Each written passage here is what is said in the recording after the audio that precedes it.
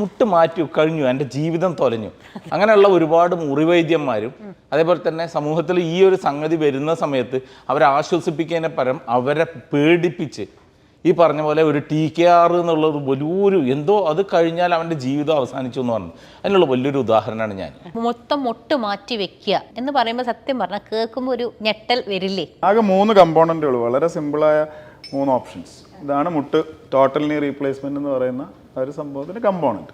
ഇതൊന്ന് മുട്ടിൻ്റെ തുടയുടെ അടിഭാഗത്തുള്ള നമ്മുടെ ഈ ഭാഗത്ത് ഫിറ്റ് ചെയ്യുന്ന ടിബിയൽ പ്ലേറ്റ് എന്ന് പറയും. ഇതാണ് നമ്മുടെ തുടയലിൻ്റെ അഗ്രഭാഗത്ത് ഫിറ്റ് ചെയ്യുന്ന ഫെമറൽ കമ്പോണൻറ്റ്.